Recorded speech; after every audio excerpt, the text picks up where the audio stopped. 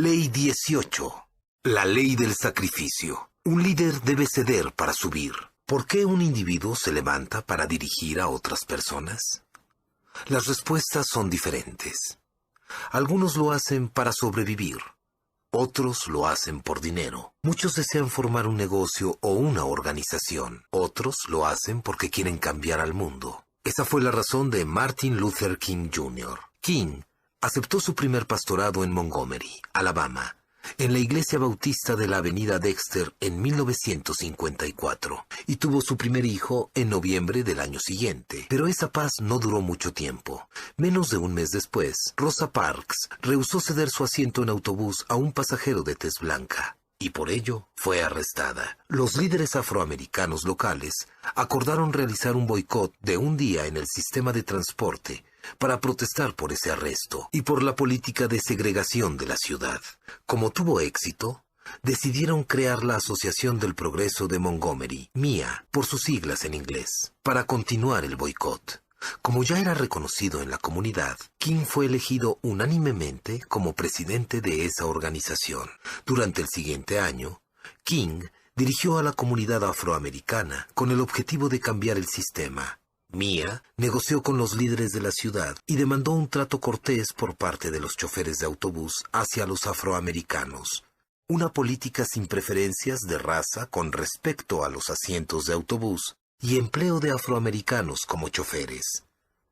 Mientras se realizaba el boicot, los líderes de la comunidad organizaron transportes colectivos.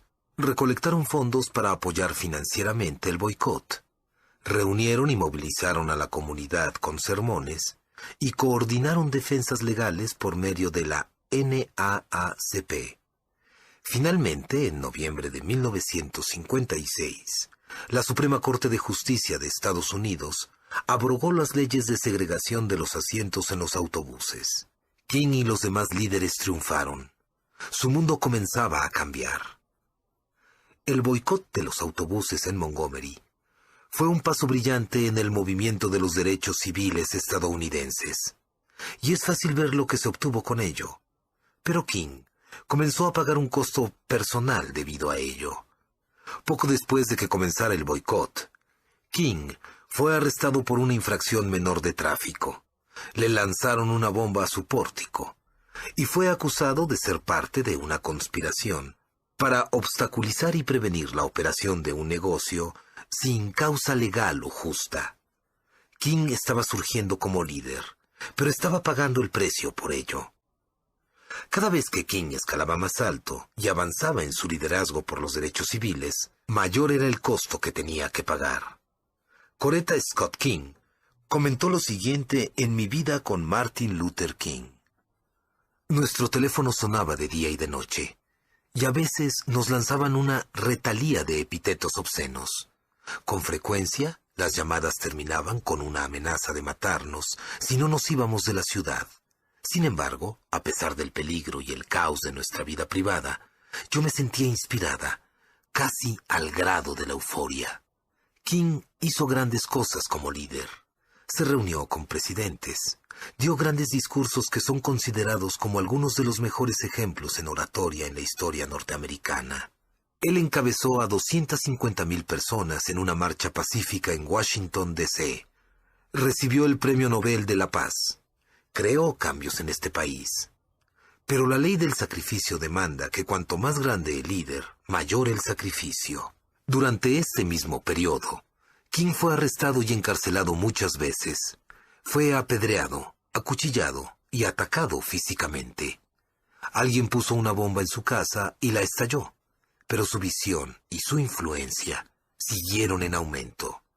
Finalmente sacrificó todo lo que tenía. El impacto causado por King fue profundo. Influyó en millones de personas para que se mantuvieran firmes y pacíficamente contra un sistema y una sociedad que luchaba por excluirlas. Estados Unidos ha cambiado y mejorado gracias a su liderazgo. Hay una mala percepción muy común entre las personas que no son líderes de que el liderazgo tiene que ver con la posición, los beneficios y el poder que surgen al escalar en una organización. Muchas personas actualmente Desean escalar la escalera corporativa porque creen que esa libertad, poder y riqueza son los premios que los están esperando en la cima. La vida de un líder puede parecer glamorosa para las personas externas, pero la realidad es que el liderazgo requiere de sacrificio. Un líder debe ceder para subir. En años recientes hemos observado una gran cantidad de líderes que utilizaron y abusaron de sus organizaciones para beneficio personal, y lo que obtuvieron como consecuencia fueron escándalos corporativos debido a su ambición y egoísmo. El corazón de un buen liderazgo es sacrificio. Si usted desea convertirse en el mejor líder que hay, necesita estar dispuesto a hacer sacrificios para poder dirigir bien. Si ese es su deseo, entonces las siguientes son algunas cosas que necesita saber acerca de la ley del sacrificio. Primero, no existe el éxito sin el sacrificio. Toda persona que ha logrado el éxito en la vida ha tenido que sacrificarse para hacerlo. Muchas personas trabajadoras dedican 4 o más años y pagan miles de dólares para asistir a la universidad y así obtener los instrumentos que necesitan para iniciarse en sus carreras. Los atletas sacrifican incontables horas en el gimnasio y el campo de práctica preparándose para desempeñarse a un alto nivel. Los padres ceden mucho de su tiempo libre y sacrifican sus recursos para poder criar bien a sus hijos. Los líderes ceden para subir. Esto se aplica a todo líder, independientemente de su profesión. Hable con cualquier líder y descubrirá que éste ha hecho sacrificios en varias ocasiones. Por lo general, cuanto más alto ha escalado el líder, mayores han sido sus sacrificios. Los líderes eficaces sacrifican muchas cosas buenas para dedicarse a lo mejor. Así funciona la ley del sacrificio. Segundo, por lo general, los líderes tienen que dar más que los demás. El corazón del liderazgo es buscar el interés de los demás antes que el suyo propio. Es hacer lo mejor por el equipo. Por esa razón, yo creo que los líderes tienen que ceder sus derechos. Cuando usted no tiene responsabilidades, puede hacer casi todo lo que quiera. Una vez que tiene una responsabilidad, comienza a tener limitaciones en lo que puede hacer. Entre mayor responsabilidad acepte, menores opciones tiene. Toda persona que dirige cede otras oportunidades. Algunas personas tienen que ceder sus entretenimientos favoritos. Muchos ceden aspectos de sus vidas personales. Algunos, como King, ceden sus propias vidas. Las circunstancias son diferentes de persona a persona, pero el principio no cambia. El liderazgo significa sacrificio. Tercero, usted debe ceder para permanecer arriba. La mayoría de las personas están dispuestas a reconocer que los sacrificios son necesarios al principio de una carrera de liderazgo para poder progresar. Aceptarán ir a un territorio indeseable para crear reputación. Se mudarán a una ciudad menos deseable para aceptar una mejor posición. Aceptarán un recorte temporal de salario para obtener mayores oportunidades. El problema de los líderes surge cuando ellos piensan que se han ganado el derecho de dejar de hacer sacrificios. En el liderazgo, el sacrificio es un proceso continuo, no temporal. Si los líderes deben ceder para subir, tendrán que ceder aún más para permanecer arriba. ¿Se ha fijado con cuán poca frecuencia los equipos ganan temporadas de campeonato seguidas? La razón es sencilla. Si un líder puede llevar un equipo a un juego por el campeonato y ganarlo, a menudo supone que puede obtener los mismos resultados el año siguiente sin hacer cambios. Se niega a hacer otros sacrificios fuera de la temporada, pero lo que lleva a un equipo a la cumbre no es lo que lo mantiene allí. La única forma de permanecer arriba es cediendo aún más. El éxito en el liderazgo exige un cambio, exige mejoramiento y un sacrificio continuo. Cuarto, entre mayor sea el nivel de liderazgo, mayor es el sacrificio. ¿Alguna vez ha sido parte de una subasta? Es una experiencia emocionante. Presentan un artículo y las personas en el salón se emocionan. Comienzan las ofertas. Muchas personas participan, pero el precio aumenta cada vez más. ¿Qué sucede? Cada vez menos personas ofrecen dinero. Cuando el precio es bajo, Todos hacen una oferta. Al final, solo una persona está dispuesta a pagar el precio de ese costoso artículo. Lo mismo sucede en el liderazgo. Entre más alto vaya, más va a costarle. Sin importar qué clase de liderazgo sea, usted tendrá que hacer sacrificios. Tendrá que ceder para subir. No puede haber éxito sin sacrificio. Cada vez que usted vea el éxito, puede estar seguro que alguien hizo un sacrificio para hacerlo posible. Y como líder, si se sacrifica, aunque piense que no ve ningún sacrificio, puede estar seguro que alguien en el futuro se beneficiará de lo que usted ha cedido. Ciertamente, así lo fue para Martin Luther King Jr. Él no vivió para ver la mayoría de los beneficios de su sacrificio, pero muchos más los han disfrutado. Una de esas personas era una niña afroamericana segregada de Birmingham, Alabama, en 1974. Una niña precoz que seguía las noticias sobre las luchas de los derechos civiles.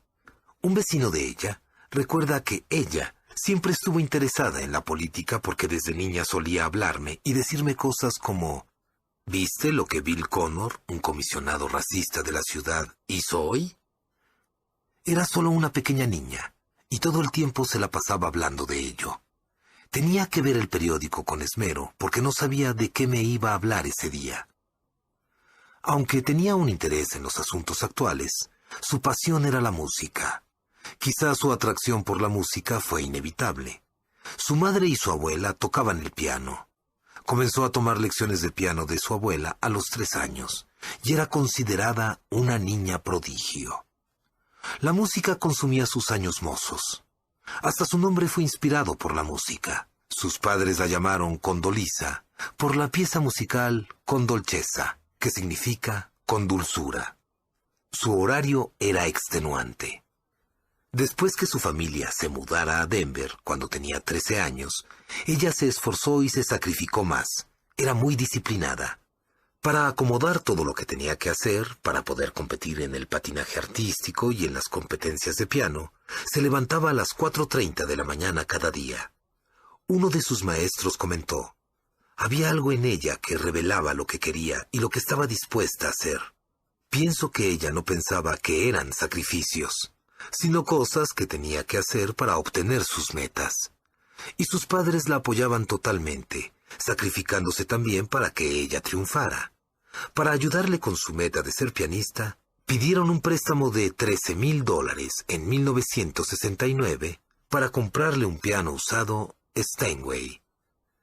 Rice se graduó de la secundaria antes de tiempo y fue a la Universidad de Denver con la intención de obtener un título en música y convertirse en una pianista profesional. Era algo por lo que ella se había sacrificado toda su vida. Pero después de su primer año, se dio cuenta que si iba a alcanzar su potencial personal, no sería en la música. Así que comenzó a buscar otro campo de estudio. Rice sabía que si quería lograr su potencial, no sería en la música. Así que realizó un sacrificio que pocas personas en su posición estarían dispuestas a hacer. Dejó su carrera de música. Su identidad había sido envuelta completamente en la música, pero ella estaba dispuesta a seguir una nueva dirección. Comenzó a buscar un nuevo campo de estudio. Lo encontró en la política internacional. Fue atraída como un imán a la cultura rusa y el gobierno soviético. Durante los siguientes 2 años, se sumergió en sus estudios. Leyó extensamente y aprendió el lenguaje ruso. Había encontrado su lugar. Estaba dispuesta a pagar el precio para subir a un nivel más alto. Después de graduarse del bachillerato, fue a la Universidad de Notre Dame para obtener una maestría. Luego, regresó a la Universidad de Denver para obtener el doctorado a la edad de 26 años. Cuando recibió una oferta de parte de la Universidad de Stanford, la tomó rápidamente. Unos meses después, fue reclutada como miembro de la facultad de la universidad. Había llegado a su destino. La mayoría de las personas estarían felices si el resto de la historia fuera de la siguiente manera. Publicó unos artículos, luego un par de libros, obtuvo la titularidad y eventualmente vivió una vida cómoda dentro de la comunidad académica. Pero no Rice. Es cierto que logró obtener un lugar en Stanford. A ella le encantaba ese ambiente. Disfrutó del estímulo intelectual. Ella fue una profesora muy talentosa que encontró en la enseñanza y la consejería a estudiantes algo altamente gratificante. Era fanática de los equipos deportivos universitarios. Recibía premio tras premio. Trabajó un año en el Pentágono en una posición de consejería con la jefatura del personal. Ella le llamaba a eso una prueba de realidad, experiencia práctica que le informaba sobre su enseñanza y escritura. Pero en 1989, la Casa Blanca la llamó. Ella fue invitada a aceptar una posición del Consejo de Seguridad Nacional como directora de Relaciones Soviéticas y de la Europa Oriental. Pidió un permiso en Stanford, que resultó ser una maravillosa decisión. Ella se convirtió en la consejera principal del presidente George H.W. Bush para la Unión Soviética cuando ese gobierno se desintegraba. Y ella ayudó a crear una política para la unificación de Alemania. Esto hizo que se convirtiera en una de las expertas en el tema. Regresó a Stanford después de 2 años en Washington. De regreso a Stanford, ahora poseía una influencia aún mayor. En 2 años, llegó a convertirse en profesora a la edad de 38 años. Un mes después, se le pidió que fuera rectora, una posición que ningún afroamericano, ninguna mujer y ninguna persona tan joven había tenido antes. Como la segunda al mando de una de las universidades más importantes del mundo, Rice lo había logrado. Había probado ser una ejecutiva. Se encontraba ya en muchas juntas corporativas y estaba en posición de convertirse en presidente de cualquier universidad de la nación. Es por eso que algunas personas pudieron haberse sorprendido cuando ella renunció a la rectoría y comenzó a asesorar a George W. Bush, quien era entonces gobernador de Texas, sobre la política extranjera. Pero ese era un sacrificio que ella estaba dispuesta a hacer. Uno que la llevó a convertirse en consejera de Seguridad Nacional y luego en secretaria de Estado de Estados Unidos. Al momento de escribir estas palabras, Rice continúa sirviendo en esa función. Lo que una vez parecía un sacrificio, la ha hecho más influyente que nunca. Cuando complete su término, ella puede regresar a la enseñanza con gran prestigio. No existe ninguna universidad en el mundo que no quisiera tenerla como parte de su facultad de ciencias políticas. Ella podría convertirse en presidente de alguna de las universidades más importantes. Podría presentar su candidatura para el Senado. Podría presentar su candidatura para la presidencia de Estados Unidos. Ella ha sido consecuente en ceder para subir, y no hay duda de que hará cualquier sacrificio necesario para subir al siguiente nivel. Eso es lo que sucede cuando un líder comprende y vive la ley del sacrificio.